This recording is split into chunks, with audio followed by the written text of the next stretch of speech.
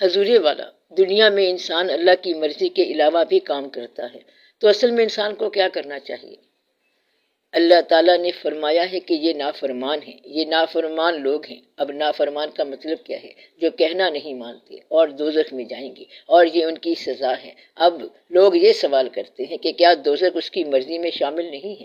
کیا اس نے انسانوں کے پیدا ہونے سے پہلے دوزخ بنا رکھی ہے؟ لیکن اگر یہ بات اس کی مرضی میں ہوتی، یعنی ہمارے لیے دوزخ اس کی مرضی ہوتی، تو وہ یہ کبھی نہ کہتا کہ آپ اچھے کام کرو، تو پھر یہ مجبوری ہوتی اور اچھے کاموں کے پروگرام کی اجازت نہ ہوتی۔ کبھی کسی مجبور کو اللہ تعالیٰ نے سزا نہیں دی ہے، اللہ کو اختیار تو ہے، مگر اللہ نے کہا ہے کہ ہم نے آپ کو نیکی کا موقع دیا ہے اور اس طرح دوزخ سے بچ جاؤ۔ اللہ کا راز کیا ہے اور اللہ کا رازدان شیطان کیسے ہے؟ آپ کو اللہ نے صرف یہ بتایا ہے کہ تم اس شیطان سے بچو، پھر اللہ آپ کو بتائے گا کہ کس طرح ہر چیز بنی ہے، کس طرح اس کا منشا کارگر ہوتا ہے اور کس طرح اس کی اجازت سے سب کچھ ہوتا ہے، وہ کس طرح ظلمات سے نکال کر نور میں داخل کرتا ہے، کس طرح لوگوں کے دلوں پر مہر لگا دیتا ہے، اور جس کے دل پر مہر لگ گئی ہو اس کو جتنی تبلیغ کرو اس پر اثر نہیں ہوگا، وہ لوگ شعور حاصل نہیں کریں گے، کیونکہ ختم اللہ علی قلوبہم۔ پھر اللہ نے کہا کہ یہ راز مجھ سے مت پوچھنا کہ میں ایسا کیوں کرتا ہوں، بلکہ یعنی میں تم سے پوچھوں گا، یہ میں نے تم سے پوچھنا ہے کہ تم نے کیا کیا، نہ کہ تم نے یہ پوچھنا ہے کہ میں نے کیا کیا۔ اس لیے آپ اللہ سے نہیں پوچھ سکتے۔ اگر انسان باغی ہو کر پوچھنے پہ آ جائے تو پھر پوچھے گا کہ یہ شیطان بنانے کا کیا مقصد ہے؟ یہ تو مان کہ یہ تیری قدرت سے باہر کا نظام ہے، مگر اس کا تو تیری قدرت سے باہر ہونے کا سوال ہی پیدا نہیں ہوتا، تو پھر یہ کیا ہے؟ یہ بات کب سمجھ آئے گی؟ جب پہلے تو حکم میں آ جائے گا، تو جب تو خود حکم میں نہیں آ رہا تو پھر سوچ کیا رہا ہے اور سمجھ کیا آئے گی؟ اس لیے ہمارے ذمے یہ کام ہے کہ بندہ بننا، بلکہ اللہ کا بندہ بننا، سر جھکانا اور جتنا راستہ ملتا ہے اس کو طے کرتے جانا، ورنہ تو یہ بڑی وسیع باتیں ہیں اور ساری کائنات بہت وسیع ہے، اس کی کیا سمجھ آئے گی؟ آپ صرف اپنے دنیا میں دیکھو، ہونا یہ چاہیے تھا کہ ایک دین ہی رہتا اور دنیا میں انسانوں کے لیے ایک دین ہوتا، تو پھر یہ دوسرے دین کدھر سے آ گئے؟ یہ مسئلہ حل ہونا چاہیے تھا اور ایک ہی دین میں سارے مل کر اللہ کی بات کرتے، ایک ہی محفل ہوتی، ایک محفل ذکر ہوتی، اللہ اللہ ساری کائنات کرتی اور محفل میں شریک ہوتی، مگر ایسا نہیں ہوا۔ اب یہ اللہ کی اپنی مرضی ہے۔ لوگ کہہ سکتے ہیں کہ جب ہم ایک دین میں داخل ہو گئے تو اس دین میں سارے ایک جیسی ہی نماز پڑھتے، ایک جیسا کام ہوتا، سارے ایک جیسی توجہ میں رہتے اور سب کا رزق ایک جیسا ہوتا۔ ہم دیکھتے ہیں کہ محنتیں رائے گاں ہوتی ہیں، مثلا محنت کرنے والا مانگ کے کھا رہا ہوتا ہے اور جو محنت نہیں کرتے ان کے پاس بہت دولت آ جاتی ہے۔ یہ کیا بات ہوئی؟ اس دولت والے کو غریب کا احساس ہی نہیں ہوتا اور وہ 4 حج کر کے آ جاتا ہے۔ زمانہ بدلتا نہیں ہے اور ہم یہاں جا کر درگاہ پر سلام کراتے ہیں۔ یہ کیا قصہ ہے؟ اس بات پر غور کرو، سوچو کہ ادھر کیا واقعہ ہو رہا ہے۔ سب کو نماز برابر پڑھنے کا موقع نہیں ملا، زندگی برابر رکھنے کا موقع نہیں ملا، مسلمانوں کو دولت کی برابر تقسیم نہیں ملی۔ ایک طرف تیل کے خزانے ہیں اور ادھر ہمارے ہاں چراغوں میں تیل نہیں ہے، حالانکہ وہ بھی مسلمان ہیں اور ہم بھی مسلمان ہیں۔ تو یہ رزق کے شعبے ہیں، ایک وہ رزق ہے اور ایک رزق ڈاکہ ہے۔ آپ یہ دیکھو کہ ایسے لگتا ہے کہ وہ بھی کامیاب ہے اور یہ بھی کامیاب ہے، مگر 2 کامیابیاں کیسے ہو سکتی ہیں؟ کامیابی کسی شعبے کا نام نہیں ہے، بلکہ کامیابی انسان کا اپنا نام ہے۔ تو میں کہہ یہ رہا ہوں کہ اللہ جب چاہے زندگی کے کسی موڑ پر فضل فرما دے، اگر حالات برابر نہ ہوں تب بھی اللہ کا فضل ہو سکتا ہے۔ تو یہ جو ہمارے مرتبے ہیں یہ پہچان کے لیے ہیں، اصلی بات تو یہ ہے کہ اللہ کے ہاں جو متقی ہے وہی عزت والا ہے اور کامیاب ہے۔ یہاں پر آپ یہ غور کریں کہ کیا ایسا ممکن ہے کہ انسان بظاہر اپنے مقصد میں کامیاب ہو جائے اور زندگی ناکام ہو جائے؟ یہ ایک اہم سوال ہے۔ ایسا ہو سکتا ہے، اس لیے ہم اپنے مقصد کی اصل سے متعارف نہیں ہیں کہ ہم چاہتے کیا ہیں۔ اگر ہم چاہتے ہیں کہ دولت اکٹھی کریں اور دولت ہمیں مل جائے لیکن ایمان چلا جائے تو بظاہر تو مقصد کامیاب ہو گیا مگر زندگی ناکام ہو گئی۔ تو مقصد کا حاصل ہونا ضروری ہے تاکہ زندگی کامیاب ہو جائے۔ تو دعا یہ کرنی چاہیے کہ یا اللہ ہمیں وہ مقصد دے جو زندگی کے لیے مفید ہو، ورنہ بے شمار لوگ ہیں جو تاریخیں لکھتے ہیں کہ ایک آدمی نے بڑی محنت کی پھر بادشاہ بن گیا اور بعد میں پھانسی لگ گیا، ایک آدمی نے محنت کی اور وہ کچھ بن گیا لیکن پھر نقصان ہو گیا، اور اس آدمی آدمی کا کام تمام ہو گیا تو 90% لوگ جو ہیں وہ اپنے عزائم میں کامیاب ہونے کی وجہ سے برباد ہوئے ہیں۔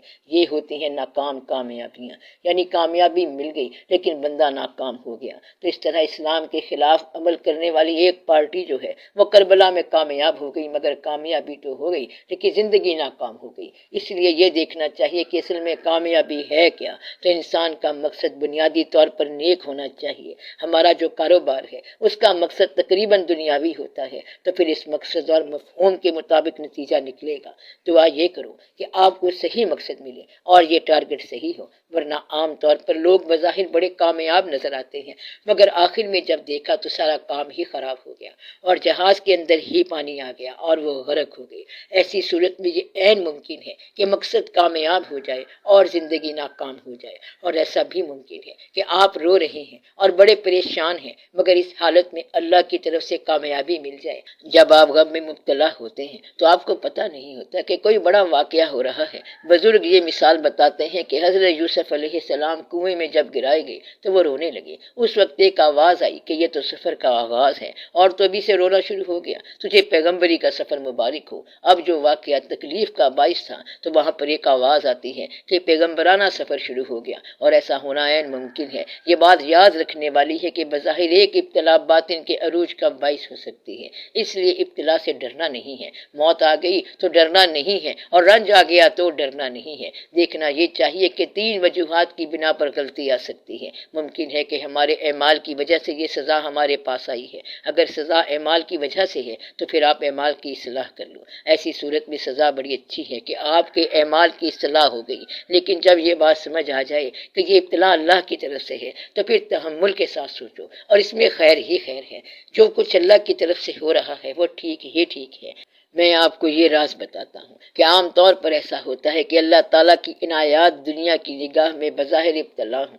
مثلا اللہ کی عنایات ایک آدمی پر آنی ہے تو بظاہر اسے کسی مشکل سے گزارا جاتا ہے۔ مثلا اللہ تعالیٰ کی عنایت یہ ہے کہ وہ آدمی گھر میں رہے اور پھر اس کو اس کی بیوی سے علیحدہ رکھا جائے، اس صورت میں اسے کوئی بلند مقام عطا کر دیا جائے، تو لوگوں کے دماغ میں یہ ہوگا کہ یہ تو ابتلا میں پھنس گیا ہے، کہ میاں بیوی کے درمیان کوئی تعلق ہی نہیں ہے اور یہ دنیاوی طور پر بڑی تکلیف میں جا رہے ہیں، حالانکہ وہ تعلق کی انتہائی شکل سے گزر رہا ہے۔ تو اللہ تعالیٰ جو ہے لوگوں کی نگاہ سے اپنے محبوبوں کو اس طرح چھپاتا ہے کہ ان کو ابتلا میں سے گزار دیتا ہے اور خود ساتھ ہوتا ہے۔ مثلا ایک آدمی تختہ دار پر چڑھ جائے اور لوگوں کو کیا محسوس ہوتا ہے؟ انہیں بڑا افسوس ہوتا ہے کہ یہ تو مر گیا ہے، لیکن وہ جو اس دار پر چڑھا ہے اس کو وہاں پر راز ملتا ہے، اور جس کو بھیجنے والے کا راز مل رہا ہو تو وہ تو پھر وہاں مسکرا کر جائے گا۔ مثلا شہید نے اللہ کی راہ میں جان ہی دے دی اور ہم لوگ ہمدردی کرنے لگ گئے، اس کے باپ سے کہا کہ بڑا افسوس ہوا کہ آپ کا بیٹا مر گیا۔ کسی کو کیا پتا کہ اس شہید کے ساتھ کیا ہو گیا ہے، وہ مر گیا کہ ہمیشہ کے لیے زندہ ہو گیا۔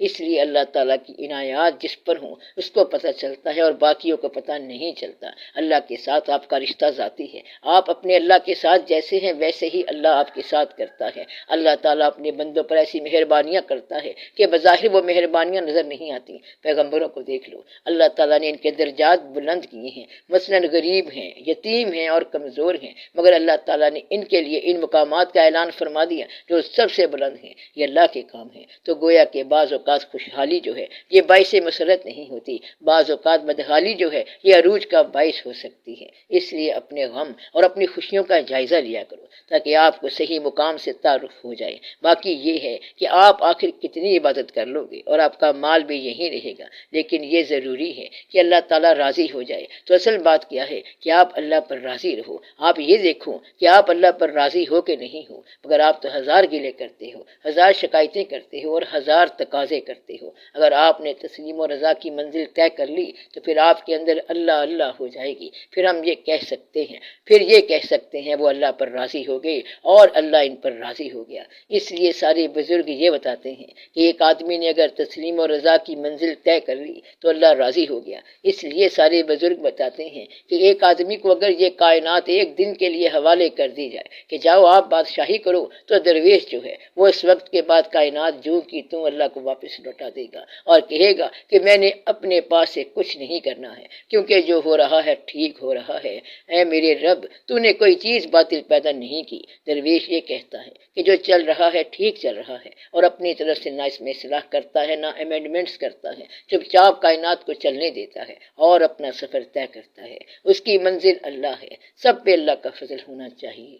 اللہ تعالیٰ مہربانی کرے۔